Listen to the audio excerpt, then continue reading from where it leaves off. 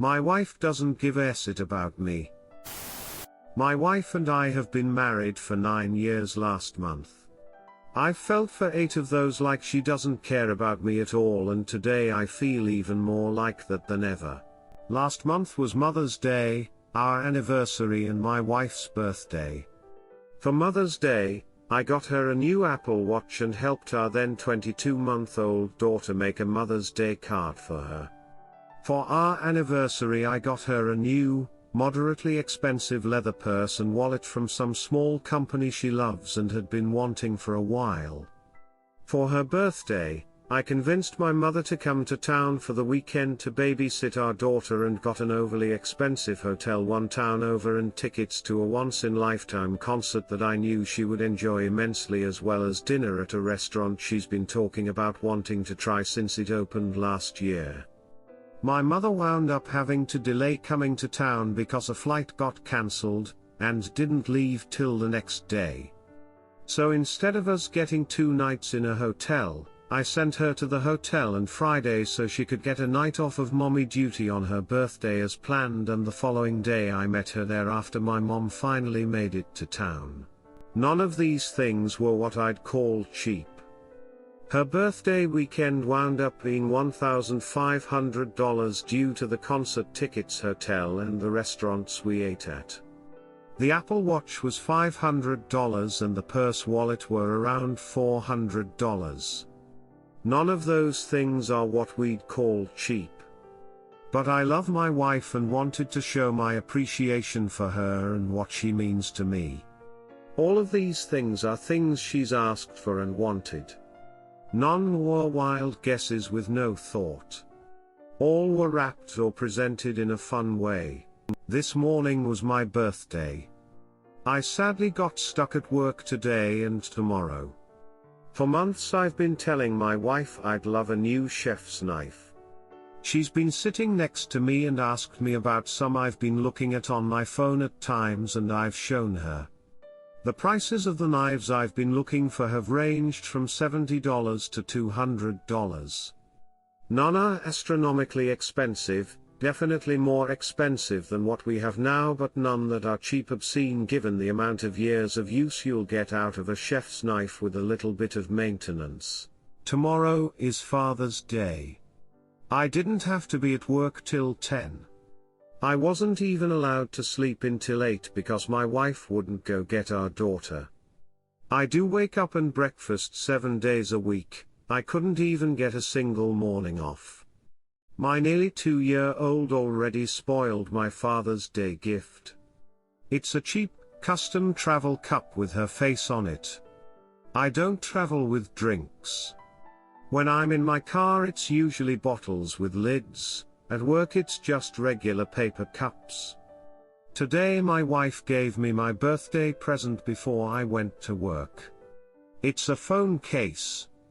A nice case, sure. But it's a $30 phone case that, according to her, I said that looks nice when we online looking at other things.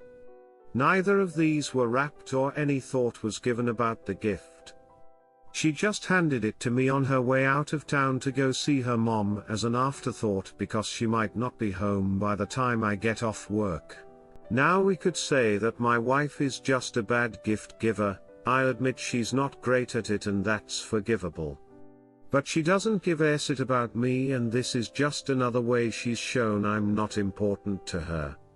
If an even is important to her, she goes overboard with it and invests everything into it. For years when she asked me what kind of cake I want for my b-day, I've always answered red velvet if she's making it, or an ice cream cake if she's buying one. My wife loves to bake. She bakes her own birthday cake every year. Every one of my birthday cakes has been a store-bought cake. Not even the kind I've asked for. Every day when I get off work, I text or call her and ask if she needs anything on my way home. I have never said no when she actually asks. She'll frequently get herself and our daughter something to eat after picking her up from daycare, but when they get home, she's gotten nothing for me. I love my wife. But damn, I'm tired of not feeling like a priority to her at all. Our S-Time life is lucky if we have S-Time once a month, and it's been like that for 5 years. And it's always the same basic thing with no permission to try something new or experimentation on her part. It always makes me feel guilty after, because it feels like we only had S-Time for me because she shows no signs of enjoying it or wanting it, yet she initiates and then just tries to get me off as fast as possible.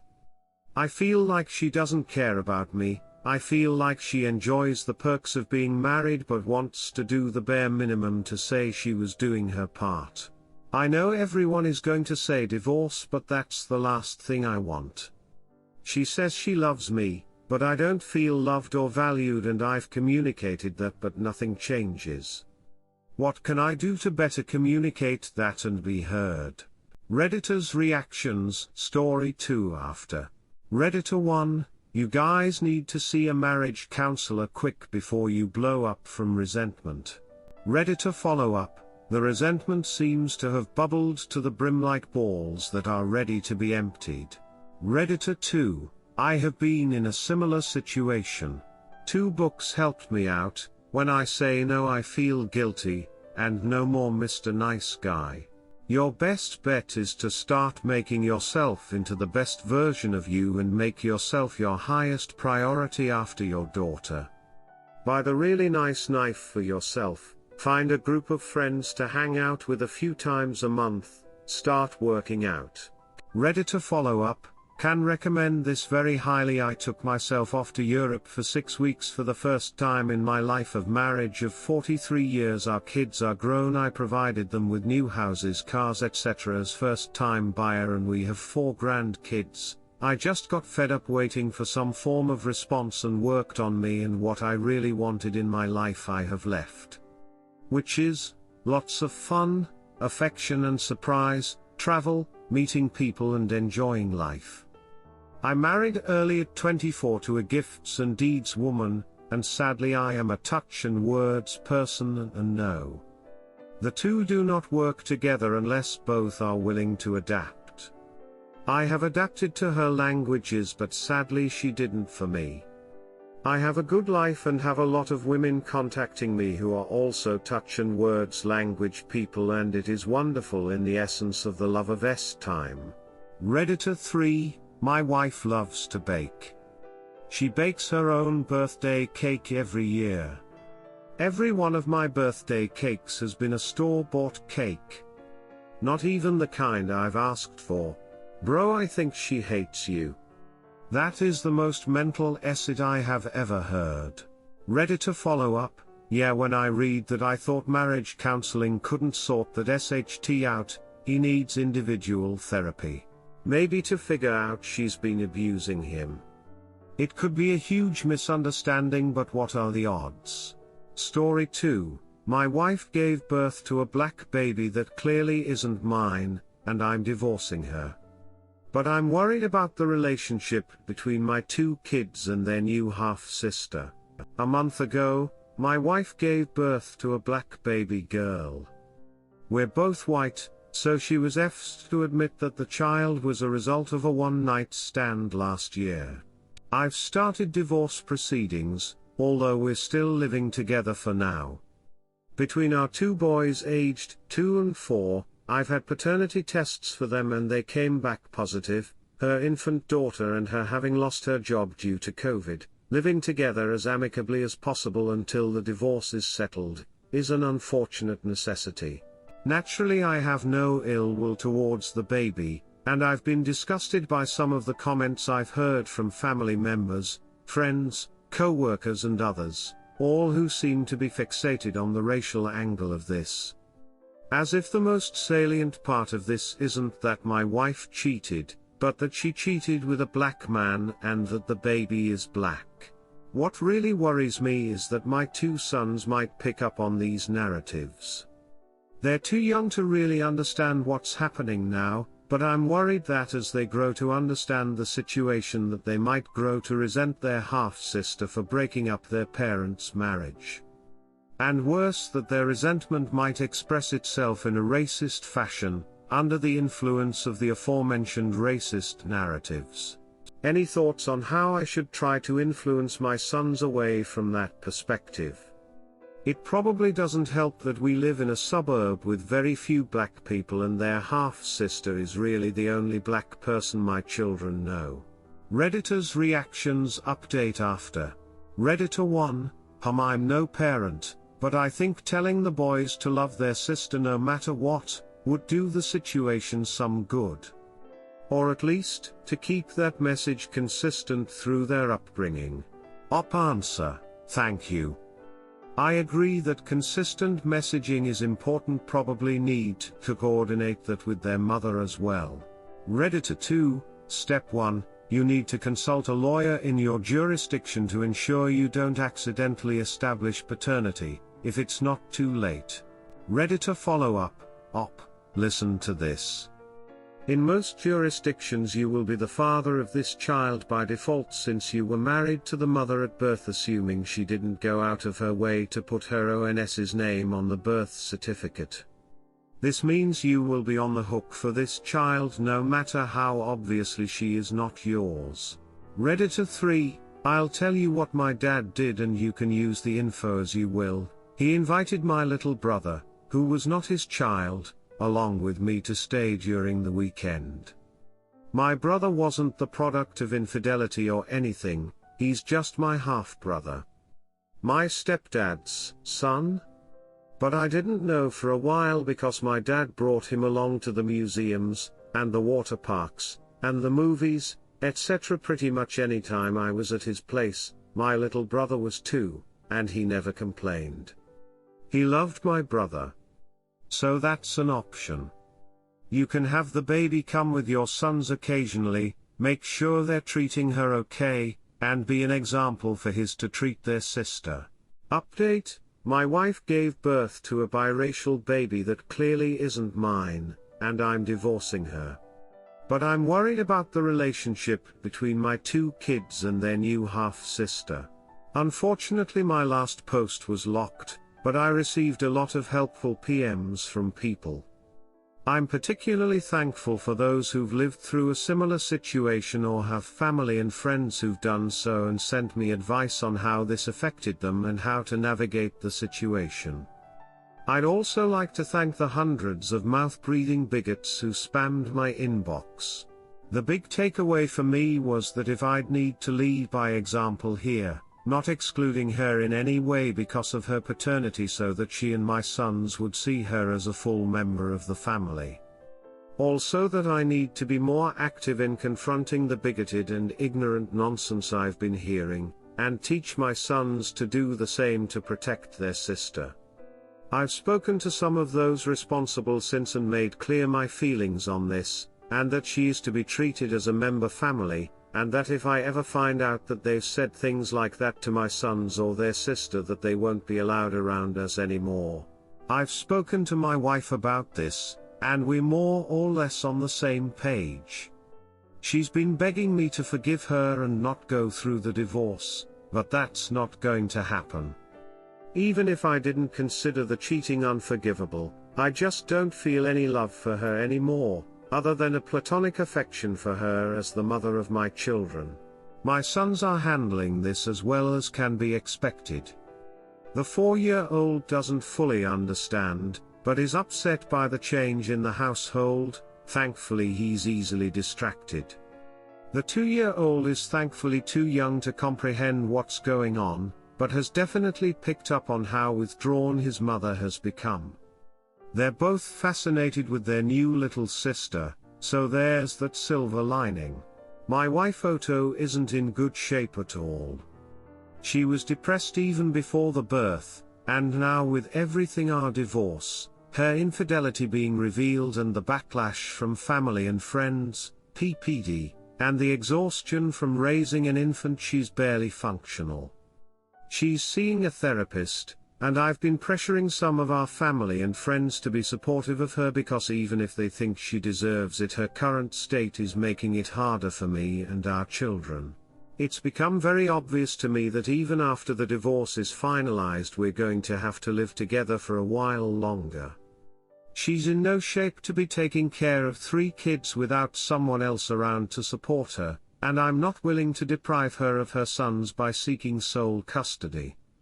It's also too difficult financially, since she's lost her job because of COVID.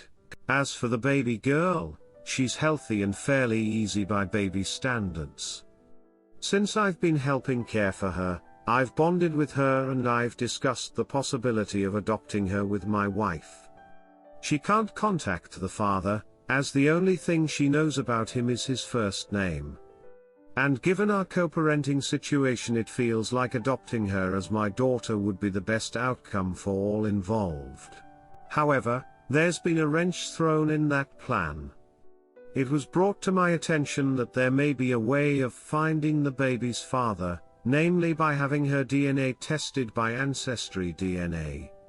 If the father or one of his relatives has also taken the test, we may be able to find him through their DNA match database. If I'm being completely honest, I'm not happy about this.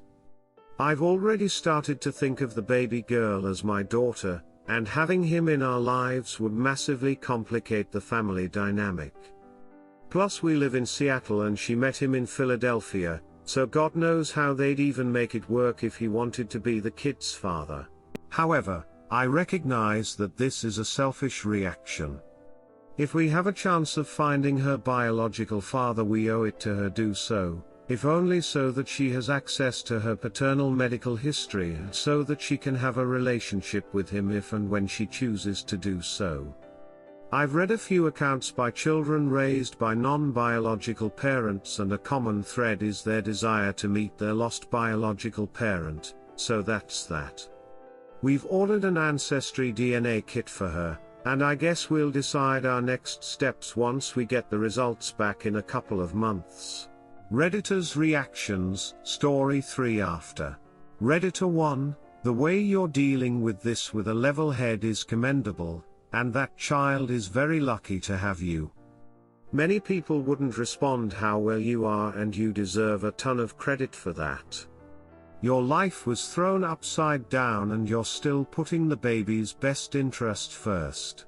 I hope everything works out well for you. You deserve that. Redditor follow-up, I wholeheartedly second this. Op's response to the situation is beyond admirable. Going the extra mile to even consider adopting the baby girl is an extraordinary display of altruism. I wish the best for everyone involved, but especially Op. Redditor 2, I'm glad to see the pieces are falling into place for you and ending up as well as they can in these horrible situations. Stay strong and live your best life, and be the best version of yourself you can be. Redditor 3, genuinely admirable how gracefully you're handling this extremely difficult situation. And not to mention how you're already looking out for the baby girl. Wish you the best. Redditor 4, I'm not willing to deprive her of her sons by seeking sole custody. One option you have here is to go through with the divorce, having a normal 50-50 custody split, but you two have a personal arrangement that you will keep the kids primarily and allow her to see them and spend time with them as often as she likes until she is capable of taking care of them for her time. That's only if you don't want her to still live with you until she can, though. I can see how that would be a very hard situation for you to be in. I'm sorry this happened to you, Op. You're handling it incredibly well. Redditor follow-up, I think that depends heavily on her capabilities at the moment. If she's suicidal, if she's not able to find money or work, if she's breastfeeding, then simply moving out is probably not actually simple. Redditor 5, so let me get this straight. Your cheating wife is living with you for the foreseeable future. Your cheating wife is heavily pushing for you to forgive her. You are prioritizing the stability and happiness of the affair baby. You are starting to see the affair baby as your own daughter and want to adopt her. This just sounds like forgiving your cheating wife with extra steps. If you don't want your life to change and want to ignore the humiliation and betrayal, then you should come out and say it. But this weird Frankenstein family you're trying to create is really dumb. Are you going to adopt every baby that your wife pops out from other men? No, of course not. So why are you playing dumb games right now? Redditor follow-up, because he's woke and the kid is mixed. He would have ducked off no problem if it was the same race, but he has this weird doormat attitude throughout both posts to not appear a bigot. Literally his wife throws him under the bus and his reaction is to solve racism. The fuck? Leave that to your wife, seems like she knows how to handle it better. Get your own black queen to raise babies with and solve racism if that's your plan. Story 3, my 20 M2 best friends M34, F29 are getting a divorce and I don't know what to do. Hi everyone. So I originally met my best friend M34, John, in college since we were taking the same classes. We didn't meet in person for a while though, but eventually we did. He was married at the time to his long-term girlfriend F29, Lisa, and we also quickly became friends. These two people were honestly amazing. They were smart, compassionate, financially well off, had a lot of experience in the world, etc. They eventually became my unofficial family, since my own family has a lot of problems that I don't want to get into here. 2 weeks ago, John told me that Lisa asked for a divorce. This honestly came out of the blue as far as I could tell, but Lisa told me a couple days later, privately, that it pretty much just boiled down to John refusing to open up about his feelings and talking about some of the stuff they went through early on in their relationship. She said the reason she thinks this is happening is that John has low self-esteem and carries a lot of hatred towards himself, which didn't let him feel like he could openly talk about his feelings about things. I related a lot to this, because I went through something like this last year, which ended up with me having a total mental breakdown, and almost committing suicide. The only reason I made it through was because they helped me through it. Lisa also told me that there is a chance of them staying together, but she really wants John to open up and be willing to talk about his feelings before that happens. As much as I want John and Lisa to stay together, life is life and I'm not trying to force anything. But I also agree with Lisa that John needs to be able to be open up about his feelings and work through his self-esteem issues, because I've gone through that before and it is like hell, and I don't want John to continue doing that. When John told me this, I was a wreck the first couple of days. It felt like my own parents were getting a divorce and all I could do was sit back and watch it happen. After a couple days, I basically decided to say WE to the whole situation and suppress my feelings and emotions, because quite frankly, now is not the time to explore them, and also I have a lot of experience doing this, so it required very little effort to do so. I know this is hypocritical, but that's what I needed to do if I intended to function at my work and life in the current moment. I reached out to both of them and I'm going to be hanging out with John later this week and maybe with Lisa sometime next month. I told them if they needed anything, no matter how big or small, they could always reach out and ask. But I've never had to deal with a situation like this before and I feel like I need to be doing more. But I also recognize that it is their relationship to work out and it isn't my place to offer advice or help them work things out. Is this the right approach? Is there anything I should or shouldn't do while they go through this part of their lives? Redditor's reactions. Redditor 1, you seem like a decent guy. Though you probably know it's not healthy to be that dependent on a couple, and I want to emphasize it. You should find your own family, i.e. partner and friend group, as these things unfortunately happen in relationships and they aren't too uncommon. Still, even if they were just friends to you, it sucks, but yeah, there's nothing you should or even can do about it other than listening and hanging out. Answer, dating for me is off the table. I'm not allowed to date and frankly I also lack the self-esteem attractiveness to go out and date. I'm also hyper-focused on building my career, which results in having very little time to do anything else. I 100% agree with what you said about not being this dependent on a couple. Kind of realizing that now. I've had a couple rules in life, one of them being never become friends with anyone, only be an associate. They will eventually just move on. Unfortunately, I broke that rule when I became friends with John and Lisa, and have vowed to never let it happen again. You live and you learn, Ig. Redditor 2, you're a kind, caring and thoughtful friend. But as you said, this is between them to sort out how they're going to feel around each other going forward. Let them know you can be an ear but not a therapist. Be careful about getting emotionally intimate with Lisa. Op answer, thank you. Yay, definitely not planning on getting emotionally intimate with anyone. Lisa is like a mother figure to me honestly, and I have way too much respect for John to let anything of that sort to happen. Redditor 3, honestly my best advice is let your friendship continue with both of them. Let them sort through it themselves and be non-committal but emotionally supportive when they talk about what's going on in the divorce. You can't force someone to address their emotional issues, and sometimes opening up isn't helpful. Op answer, Ty for the advice. Do you think I should talk to John about opening up in general, not for the sake of getting back with Lisa, but for helping him process his feelings and emotions in everyday life?